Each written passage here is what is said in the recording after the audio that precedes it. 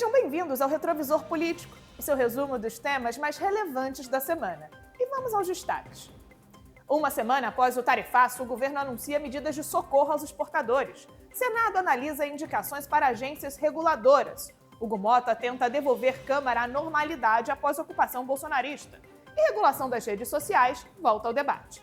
Meu nome é Elis Barreto e fica por aqui que eu te conto tudo o que aconteceu.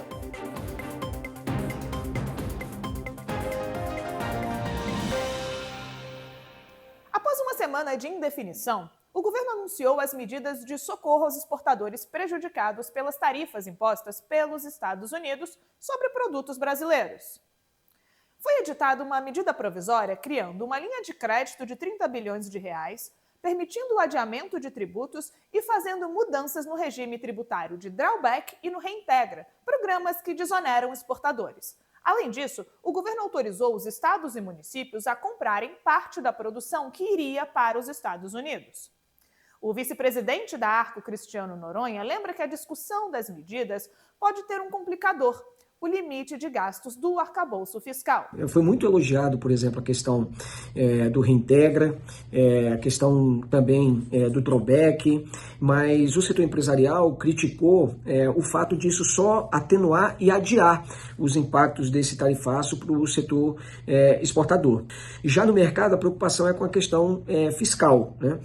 Porque o governo está querendo tirar o impacto de 9 bilhões e meio do arcabouço fiscal, da meta fiscal.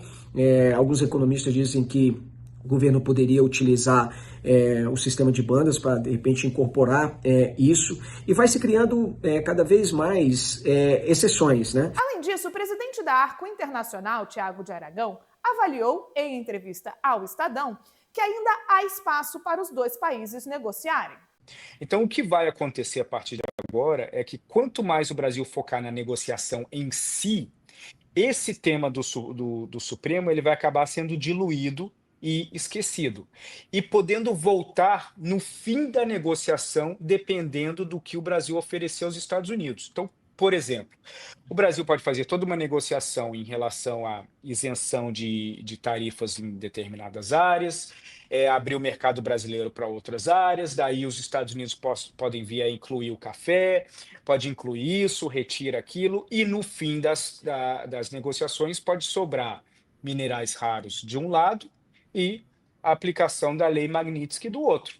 Então, a negociação ela pode finalizar englobando os aspectos políticos, mas ela não vai ser construída levando os aspectos políticos, porque o Trump já mostrou que não é assim que funciona a negociação dele. Enquanto isso, o presidente da Câmara, Hugo Mota, tenta retomar as atividades normais na casa depois da ocupação bolsonarista que tentou impedir as votações.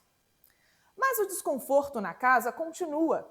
Antes de desmanchar a ocupação, os deputados de oposição disseram que houve um acordo para votar a anistia dos presos do 8 de janeiro e o fim do foro privilegiado, mas Mota nega que tenha concordado. O diretor da Arco, Lucas de Aragão, avalia que alguns temas reúnem o apoio de outros partidos de centro. Eu lembro que na última vez que eu vim aqui, a gente estava conversando, você me perguntou se algo ia passar, porque o governo não gostava tanto da ideia. Eu respondi que poucas coisas em Brasília avançam por convicção, mas por pressões que vão moldando o debate.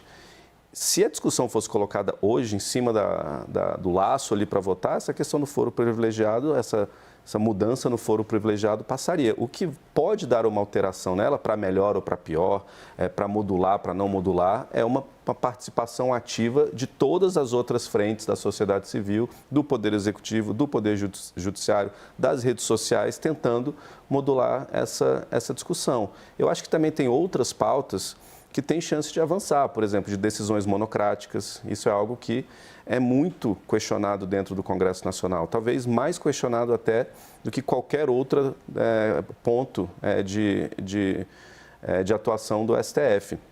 E com chances muito mais realistas de avançar, por exemplo, do que uma questão como o impeachment de um ministro do STF, como a gente viu o Davi Alcolumbre, o presidente do Senado, essa semana, se colocando veementemente contra e até pautar essa questão. Sim. Em entrevista ao canal Meio, o presidente da Arco, Murilo de Aragão, avaliou que a estratégia bolsonarista acontece em um momento de enfraquecimento dos presidentes da Câmara e do Senado. Com o aumento das emendas parlamentares, que deu ao deputado uma autonomia que ele não tinha antigamente. Ele dependia do líder partidário, dependia da relação com o governo e dependia também do presidente da Câmara para ter acesso a essas emendas. Então, quando o RP9 perde força, né, aquela emenda fantasma perde força, o poder do presidente de agradar um a outro também cai. Então, o Hugo Mota já encontra uma nova realidade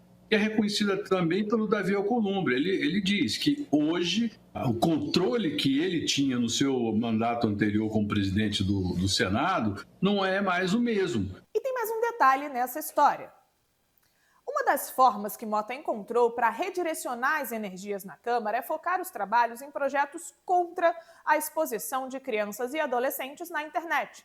Nessa semana, o vídeo de um youtuber chamou a atenção para o tema e gerou mobilização na Câmara.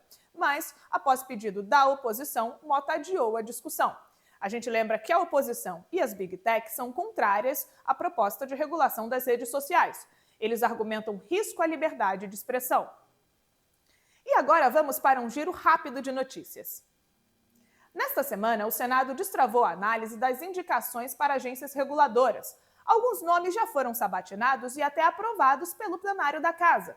A Comissão de Infraestrutura, responsável por analisar os nomes das agências como a ANEEL, a NTT e a ANP, fez a leitura dos relatórios e deve sabatinar as indicações na próxima semana. Vale explicar que havia um imbróglio envolvendo uma indicação para a ANP que estava travando todas as outras. O nome de Pietro Mendes não era um consenso entre os parlamentares, mas houve um acordo pela indicação do governo. Com margem apertada, o STF decidiu que a cobrança da CID sobre remessas financeiras ao exterior é válida. O voto de desempate coube ao ministro-presidente da Corte, Luiz Roberto Barroso. A medida evita um risco fiscal de 19 bilhões de reais pela União. Portanto, a CID pode incidir sobre todas as hipóteses previstas na lei, inclusive royalties, direitos autorais e serviços técnicos e administrativos, ainda que não envolvam transferência de tecnologia. E o presidente do Senado, Davi Alcolumbre, disse que a PEC que revisa precatórios e dívidas municipais deve voltar para a pauta na semana que vem. A PEC 66 chegou a ser votada e aprovada pelo plenário, mas apenas em primeiro turno. Ficaram remanescentes os destaques e a votação em segundo turno. Um dos trechos do projeto trata da prorrogação da retirada dos precatórios da União do arcabouço fiscal e corria risco de ser derrubada na votação ocorrida antes do recesso.